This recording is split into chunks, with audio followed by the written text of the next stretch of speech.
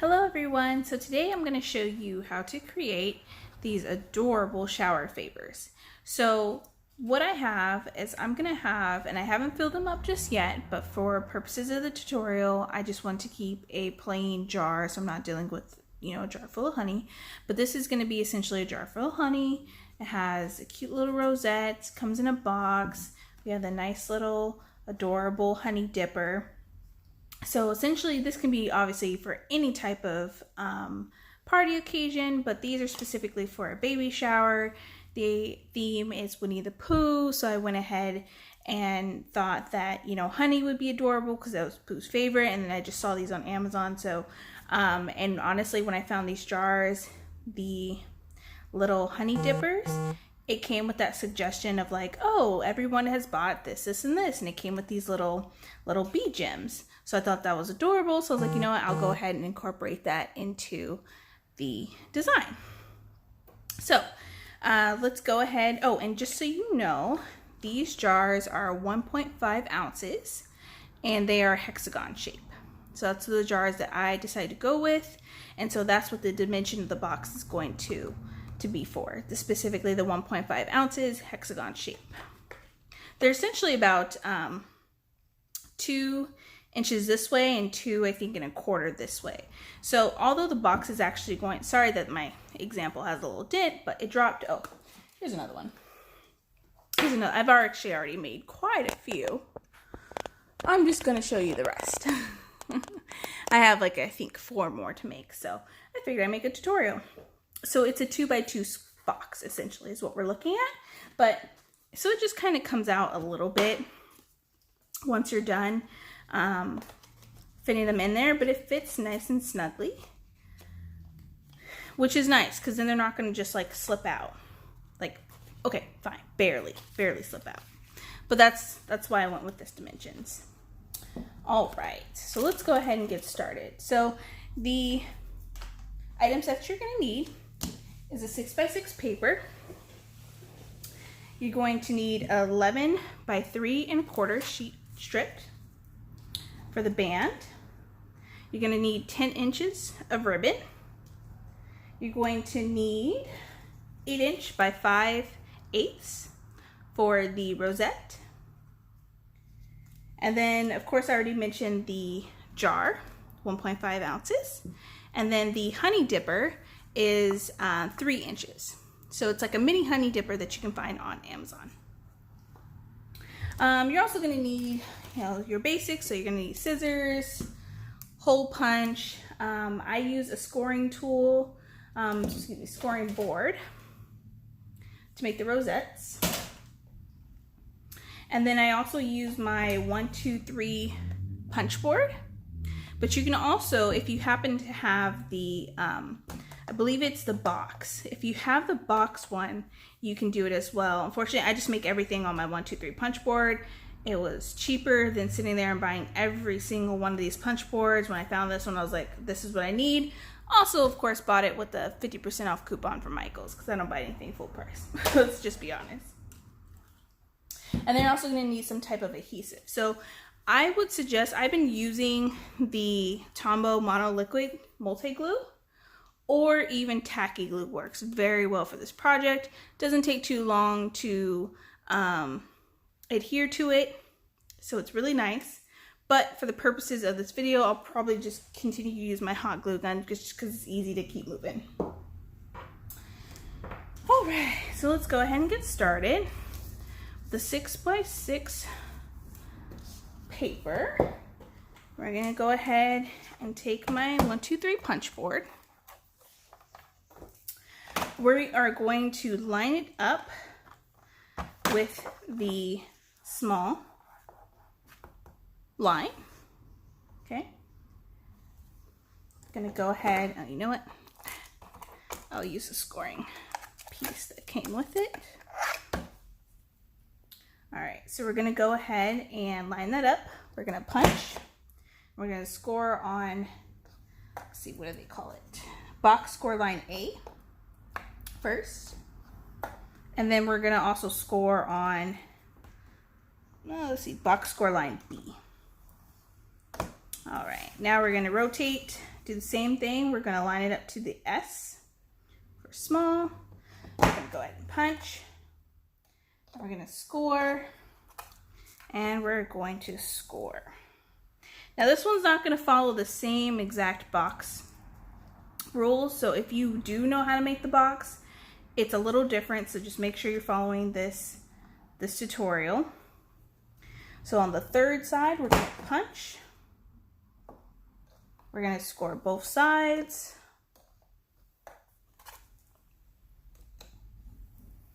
Okay. Then we're gonna turn to the fourth side.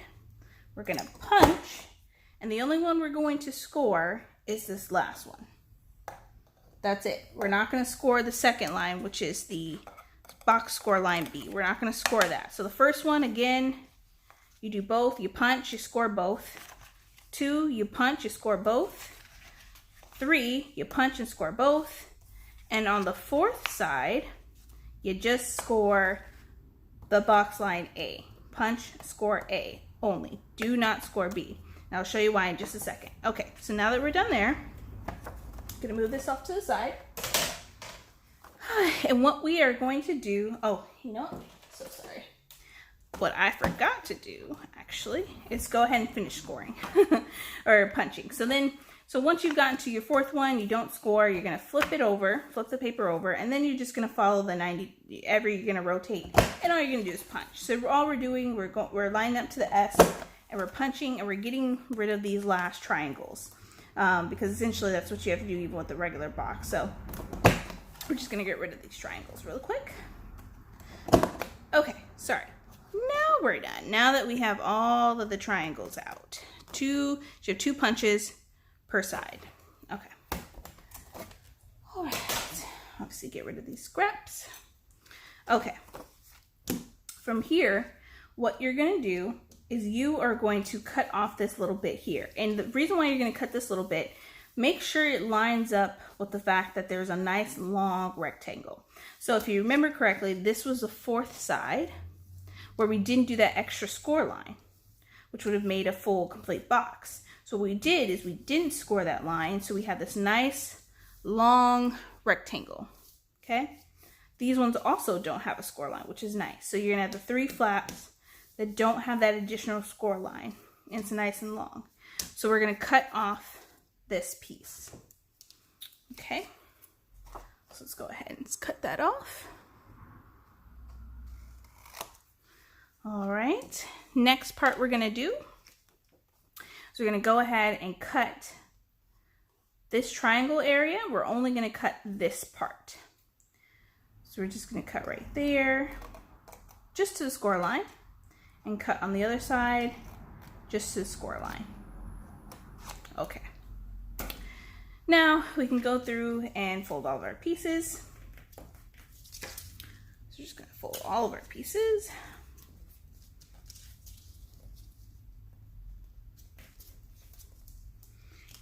You don't have to worry about bone folding them or scoring them or anything. It's not a big deal, honestly. All right. Because it doesn't have to be that precise. Honestly, I prefer that they're not too varnished, just because it creates a nice, it creates a softer box and softer edges. Whenever you crease them too much, I feel like you lose that nice softness. And sometimes it comes a little wonky, because if you don't fold them precisely down the center, sometimes it can be off a little bit. And I don't like that. All right, so now that we folded all of our sides, now we're gonna construct the box. So first thing we're gonna do is we're gonna glue these pieces to the bottom. So the first one, I'm gonna glue this flap down. And honestly, I think hot glue is a little too thick for this project, which is why I wouldn't recommend using hot glue for all of them. But like I said, for the purposes of this video, I'm gonna go use hot glue for the project, just because it's a lot faster, a lot easier to use. You don't have to sit here and watch me wait for the glue to dry.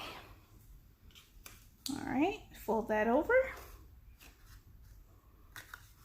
So we just glued the bottom pieces down, as you can see, one after the other. So both pieces are completely glued down. And then for this part, I'm going to take this piece and then we're going to glue that. Excuse me, we're going to glue these two together. Right? And then we're going to close it up with this piece. So this one's a little tricky just because you have to make sure that it's lining up correctly. So you don't want to glue it too tight where it's kind of close. You don't want to glue it too loose so it's far apart. It can be a little tricky. You just have to be very patient with yourself and make sure you're lining up nice and straight. And so it creates a nice box and not all wonky and wide. Honestly, I don't like to rush my crafts because you can make mistakes like that. And frankly, I don't like the look when they come out really wonky and weird. And I know a lot of people don't take pride in their craft sometimes, so it is what it is. But I honestly think it's going to go a long way if you just are patient and take your time. All right, so then we're going to fold up this other part. Just going to glue that right there. And as you can see, it comes to a really nice point. So you know you're doing it right if it comes out perfectly to that point right there. Should be exact, nice little 2x2 square. All right, so now that's done. We are going to move on to the band. So this, we're going back to the 11" by 3 1/4 piece. It's 11 inches. You don't need 11 inches, but that's just, well, technically fine. It's 11.5 by 3 1/4 because it's just the easiest way to cut it down. I started off with an 8.5 by 11 piece, and I tried to utilize it best as possible. So I cut on the 11.5 part. So that's what the band is I'm working with.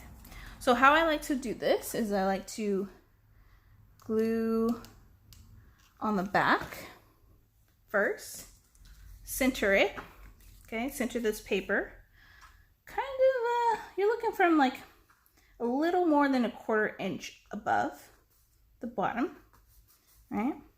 Now you're gonna come and you're gonna kind of tighten that part up so you make that crease. Gonna make the crease on this side as well. Now you're gonna bring it around to the front, crease it again, okay? And crease it again. Now as you can see, there's so much pieces left over. That's what I'm saying, you don't have to start with 11" long. But I do because it's so much easier, to be honest. All right, so you fold it over. You're just going to cut off maybe about 1 inch. Both sides. Now you're going to glue the whole thing down. And I like to do piece by piece. So I'm going to do a little piece here, okay, first. And that way it's not too loose. Because if you just kind of glue both of them down without gluing this first one down, it can get loose, and I don't like that, personally. All right, glue that piece down. There you go. And it doesn't matter if it's not centered, because you're going to put the little rosette here anyway, so it doesn't matter that it's all the way over here. But if it bothers you, whatever, just snip it off. Okay, now don't throw away these pieces yet. You can use one of them for the rosette, so I'm just going to cut it down into a square. Now you don't need the rest of this, but you're going to keep this scrap on hand, okay? All right, now we are going to do the ribbon and the little honey dipper. So like I said, I bought these on Amazon. Honestly, just type in mini honey dipper, it's in there. I'm not very good with putting links on my videos, so sorry. Eventually I'll get a lot better with that. But right now I'm not. So honey dippers, and then your ribbon and your hole punch. So you can use obviously any hole punch that you have. It's just that I happen to have my crocodile, and it's just so much easier to work with right now. I have regular hole punchers, but I had this one downstairs ready to go. So then you're just going to do 2 hole punches down here at the bottom. Okay, side by side. And you're going to want to try to center them, okay, as best as you can. And it's maybe about 1/4 inch, I guess, from the top Just gonna do those 2 punches right there. Oops, got stuck. All right. From here, what we're gonna do is we're gonna take the ribbon through the front part, okay? We're going to put it through. Okay, and you know, make sure it's like it's showing flat on the front, right? So it's not all twisted. Make sure it's not twisted, and then thread it through to the back again. At this point, you're gonna want to try to even it out. Oh yeah, all right, very nice. Even it out. Throw the honey dip stick in here. Pull tightly, and then what you're gonna do is now bring it around to the front. Okay. And then you can probably pull this out just a little bit if you pull it tight enough, okay? And now you're just gonna tie a nice bow.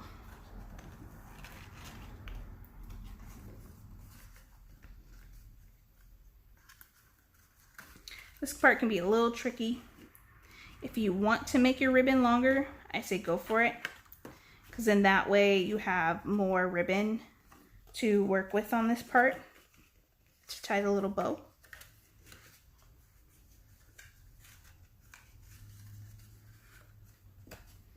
Sometimes it can take a bit just to get a nice clean bow.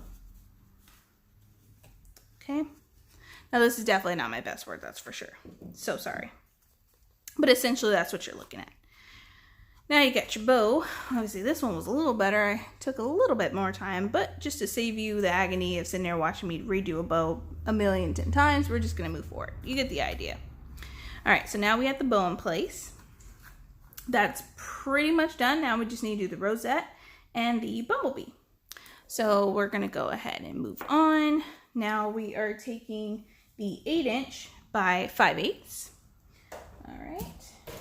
And then we're gonna go ahead and just score on my little scoring tool every 1/4 inch, okay?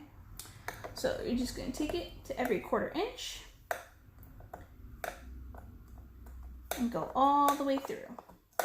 And I'm so sorry, I meant to make one of these off camera to just have it done and ready for you, but I forgot during my prepping. So sorry. So now you're gonna have to sit here and watch me finish this. But either way, there you go. Now, if you don't have a scoring tool, there's definitely, scoring board. There's definitely a way around it, and I was doing it this way since I started doing crafts that took a lot of scoring. So before I went ahead and just coughed up the money to buy a scoring board, excuse me. So what you can do, in case you don't know, is you can take one of your paper cutters, move the cutter out of the way, and essentially you can do the same thing. You're still gonna want a bone folder, so it's definitely important to get a bone folder for sure, or some type of scoring tool. Shoot, I don't remember what I used originally. I think I went ahead and bought a bone folder regardless, which is much cheaper than just buying a scoring tool. But essentially what you're gonna do is, actually I'll start from here, but essentially you would mark it every 1/4 inch here. Hopefully you guys can see that, but you're gonna mark it every 1/4 inch, and right on that groove you can score. But you gotta keep lining it up. And so what you would do is you would line it up on the net, on the where you have the score. You would line up on the next score piece on that 1/4 and then score. Line that score piece on the 1/4 inch, score. Score piece on the 1/4 inch, score. It's a lot longer that way just because it's a little bit more time consuming when it comes to using this. So once you do get your scoring board, it's just so much easier. And I did that because I wanted to start mass producing projects. When I was just doing one project here and there, it wasn't a big deal. But now that I make quite a bit, it becomes a big deal. All right, so with this piece, you also are gonna just want, honestly, you just have to cut off that last little piece. It's just so much easier to cut an 8" rather than dealing with, 7 3/4 piece strip. So I just do 8 and then I cut off that last little piece. All right, so now you just want to fold your paper up. And I can't remember what you call them. I want to say valleys and mountain folds. Essentially creating like an accordion fold the whole way through on all your score pieces. And don't worry about this being like perfect all the way through, because it's not going to be, not all the time. As long as you have all the folds and you don't miss a score fold, then you're fine. It's gonna still look beautiful. Okay, so you're just gonna do that back and forth. I know a lot of people who make rosettes end up having to make like two different strips and then gluing those together. But because this is so small, you can get away with just doing it with one long strip and gluing the ends together and not having a problem. I think originally when I started making these, I was doing 2 strips and I was like, why? Why am I doing 2 strips of 4 inches long when I can just make one long 8-inch? Duh. All right, so anyways, now that you have it all folded, what you're gonna do is you are going to fold this over on itself, okay? And you are gonna glue these pieces together. Did I do this the right way? I did not do this the right way. Why didn't I have to cut that? I usually have to cut off the last piece and it works out perfectly. I don't know why. All right, so if you get in a situation like this, this is actually good because you could swear you've been doing it one way this whole time and you get down to it, and then especially if you're following a tutorial and you follow exactly the right way, and then of course I've been doing it this way this entire time where I can cut off that extra piece and be fine. This is one of those situations where it's actually not correct. So if you come across a situation where you would glue these 2 pieces together, hopefully you guys can see that. You see how these are both, I don't know, valleys. I don't know how you want to call it, honestly. But you don't want to glue this piece on top of this piece because that's no longer going to give you the same fold. You can't, it doesn't continue that mountain fold. So what you have to do is cut off this end piece. It's not going to ruin anything, to be honest, in the sense of like, oh no, now it's going to be too short. No, it's fine. It's just a 1/4 of an inch. It's not a problem. But now you have it where you have this part, this little flap right here. Okay, and it's going to glue onto this piece. And now if you glue it, okay, you are going to be able to finish the fold correctly, where it's going to fold on itself. You see? Other way around, you wouldn't have been able to do it. All right.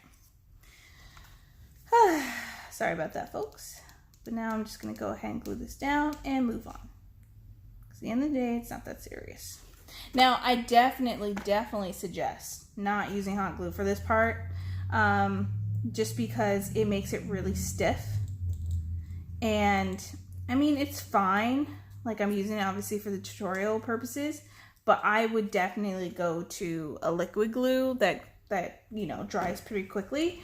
Even tacky glue honestly works very nicely with this one because it dries pretty quick. But with tacky glue, you're going to have to make sure you don't use too much. It's really find a happy medium with tacky glue. And the reason why I say that is because it sometimes can get lumpy. So if you put too much glue, 1, you have it spilling out, right? Anyways. 2, it can get lumpy. So you don't want that. This one can actually get pretty lumpy, but it still, I don't know, it still seems to adhere really nicely. If you put a bunch on there, sure, it can get lumpy, but for the most part, I've noticed even if I do put a lot, it's not as bad as other glues. All right, so now that's done. What you're gonna wanna do, and I'm gonna take another just a random scrap piece. Remember that scrap piece we held on to? Keep that nearby. So now what we're gonna do is we are going to squish this all together, okay? And then you're gonna push down the center. So squishing it all together, bringing it together, and pushing down. Okay, so now that we have that, oops, it can get a little tricky. It just takes some practice. But if you take all 4 fingers, you can hold it down pretty nicely, right?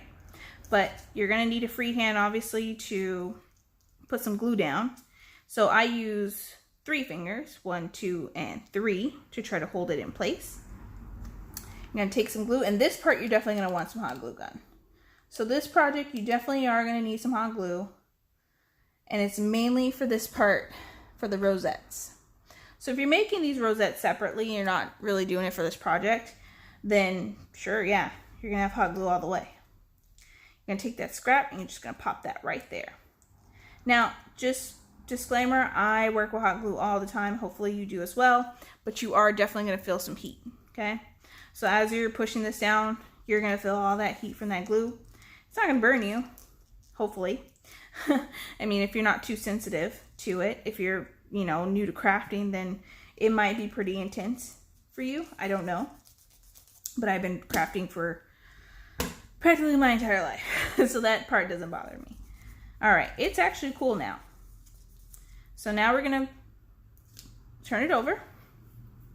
We're gonna take our bead charm, okay? And we are going to put some more glue in the center. Now it's nice to fit some glue down the center of that hole. And then pour a little bit on top, a little bit more. So it's a nice dollop of glue. Try not to go too crazy with the glue, but a nice dollop, okay, is gonna give you enough glue to really hold on to this bee. Okay, hopefully you won't do it too much where it spills out.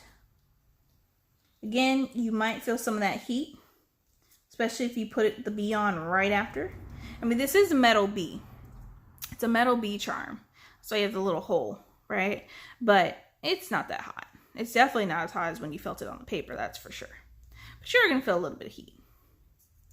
All right, so now, last thing to do is take the rosette and glue it smack dab in the center. So let's go ahead and add a decent amount of glue. Okay. That's the other nice thing about having this piece, is that you have a nice big piece chunk to adhere the rosette to. And there we go. Again, hot glue for this part is actually really nice because it doesn't matter for this part, but it holds so much nicer. So you do need a mix of the regular liquid adhesives or hot glue for this part. It just makes things so much easier.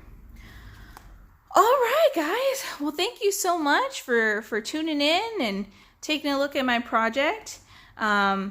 I fell in love with this. Honestly, I had to make like 6 different of these boxes just to find the right size for my little tiny jar, because I was following someone else's tutorial and she made this for, what was it? Oh, a coffee cup. So she bought those little tiny coffee cups and it was like really cute. She did a coffee cup in here and then she made a little pocket in the back for the Starbucks card, and it was adorable. But I knew I wanted to make some sort of box for my jar, so I just hunted YouTube and hunted it for any type of box I can find that also used my 1-2-3 punch board, because it would just make it so much faster instead of sitting there printing out templates and, you know, taking down the measurements and having to trace everything and cut it out. So I wanted to find a box to use my 1-2-3 punch board, and so I finally found it, but I needed to fix the measurements, and honestly, it's just trial and error. The 1-2-3 punch board already gives you paper sizes and it tells you what your base is going to be. It's just a matter of figuring out. For instance, not all of them are going to be 2x2s or 3x3s or 4x4s. So it's just finding the right type of box for what you're going to use for your project. For instance, if you happen to get the 1.5 ounces, right, but you don't get the hexagon shape, and you check the measurements on Amazon, it might just be a straight 2x2. So you won't have that little extra 2, and I believe 1/4 this way, right? So your box won't even bow. Mine does a little bit, but I don't mind, because I do the straight piece in the front, right? And then the little hexagon part, the little triangle part on the outside. So as you can see, it bows just a bit, but I don't mind. I like it. I think it looks really good. Alrighty. Again, thank you so much for joining in. I should have some more videos for you coming up, hopefully around the baby shower. If you want any more ideas as far as like favors, decor pieces. I'm actually almost done with my decor piece, but I have one more idea, and so hopefully I'll get around to making a video for you guys. All right, thank you so much. Bye.